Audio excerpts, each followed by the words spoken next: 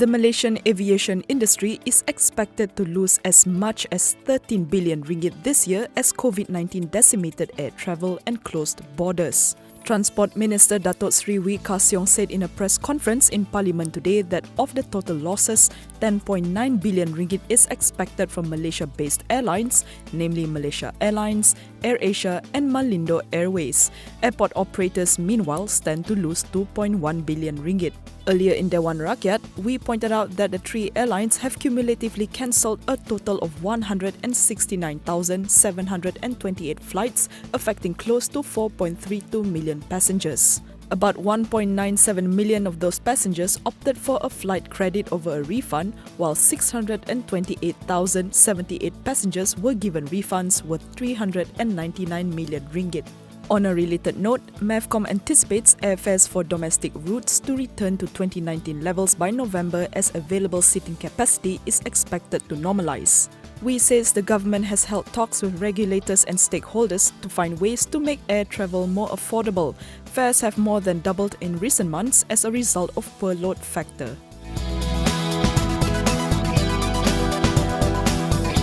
The London School of Economics and Political Science has clarified that a degree from the University of London in economics is not the same as a degree from LSE.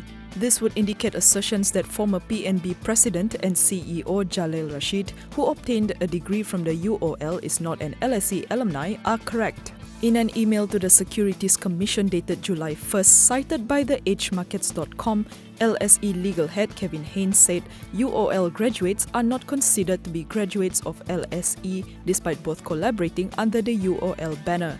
This response came about because prior to his clarification, an email from the Executive Assistant Directorate of the LSE, Lida Cosentino, had indicated that a degree from UOL in association with the LSE could be accurately called a degree from LSE.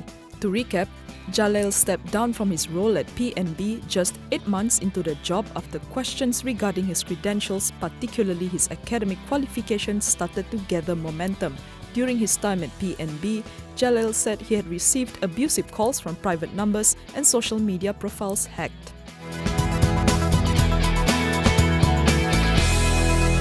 Tenaga Nasional today said it has launched legal proceedings against the Inland Revenue Board over a 1.81 billion ringgit tax assessment dispute. In a BOR's filing, the National Utility Company said that it had received the notice of additional assessment for 2018 from the IRB on July 13th.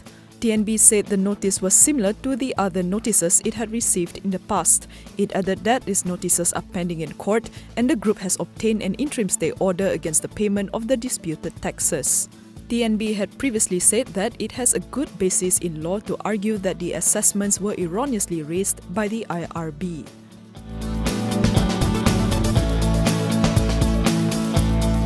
Airasia Group and sister company Airasia X have both withdrawn their appeal against the Kuala Lumpur High Court's dismissal of their judicial review application against the Malaysian Aviation Commission. The application for judicial review was related to MAVCOM's purported refusal to mediate an ongoing dispute between Airasia and Malaysia Airports Sepang, a subsidiary of Malaysia Airports Holdings. According to MASSB's counsel, Eric Gabriel Gomez, the hearing date for the appeal was set for today, but Airasia withdrew the appeal before the hearing.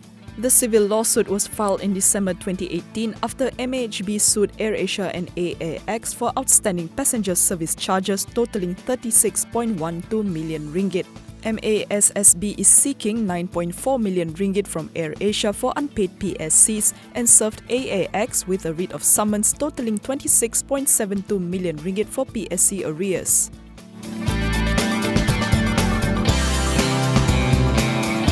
Shares in Pharma Niaga and Duo Pharma Biotech soared in afternoon trade before paring gains at the closing bell, buoyed by progress in COVID-19 vaccine development globally. Pharma Niaga rose to an intraday high of 360 before pulling back to settle at 350 for a market capitalization of 915.97 million ringgit. Duo Pharma settled 20% or 38 cents higher at 228, valuing it at 1.56 billion ringgit. The counter had earlier in the day peaked at 239.